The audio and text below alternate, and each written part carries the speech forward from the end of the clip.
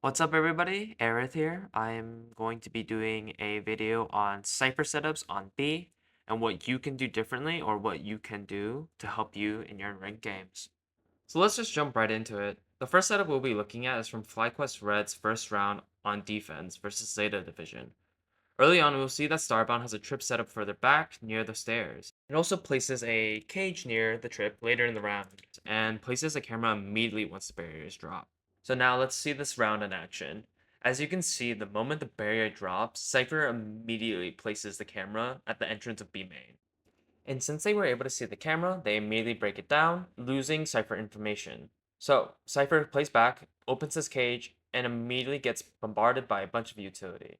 Unluckily, because of the raise nade, they were able to break down the Cypher trip that was holding back site. And overall, Cypher played this well. He was able to back off site, make sure he was able to trade with his team, and not die immediately. Now let's look at the next setup. We will be looking at Cloud9 Moose's setup for B-site from the Sen City Classic Tournament. It is round 3, and C9 is on a full buy, while Sentinels is bonusing. Moose sets up a camera in window that can see both B main, but also site and B mid, while he also has a trip placed similarly to our first round, further back onto site. If they were to ever push, they would know. They also set up a trip next to default. With all this utility placed, there's no way for the enemy to push onto site without them knowing. So this is a very good setup for a full buy. So now let's see this round in action. So we start off with Cypher on B site. He's hanging back site but near his trip. Because Breach is mid and they close door, he's just focusing on main so his team can still focus on mid. As you can see, they decide to push up. They're using utility trying to find Cypher trips or just get information on anything. Due to Cypher staying alive in this moment, his trips are still up, so the threat of information is still there. Cypher was also able to open his cam up in that moment, so because of that, they were able to see how many were in market. Cypher also plays back, playing closer to the pillar, making sure that his trips don't break so his team has information. Now for the next setup. We're going to be looking at NRG Verno's tripwire placement from the Sen City Classic Tournament. It is round 22, and both teams are on a full buy. Verno decides to place his trips one in front of B main entrance and also tripping default. And as soon as the barriers went down, Verno immediately camps into B main. And I'll also explain his cage placement and what it's used for when we watch the gameplay. So let's see this round in action. So we see that, again, Verno immediately puts a cam into B main. Because Sentinels is pushing through mid, Verno plays further back on site. He's trusting his util that it'll cover a lot of space to make sure no one is pushing him from unexpected angles. Since they take a little bit of time, let's cut to them pushing onto site. So we can see here, Verno is holding into the back corner of site, just trying to make sure no one is pushing in. The moment Verno sees a bunch of U2 getting thrown, Verno then cages to allow himself to get some space to not die from the util that's being thrown.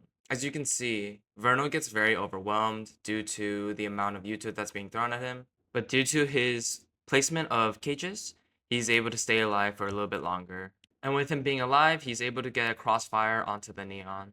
Now looking onto this round, I wanted to look at something that's very important within Cypher play. It's about cam pressure. When you do that cam that was mentioned earlier within B main, when the barrier drops, by placing it into B main area, it really makes it difficult for the enemy team to push up. The thing is, you don't want to open it immediately. You want to let the team not know where it is. By having it there without them knowing where it is, it makes it a lot harder for them to just fake a side push.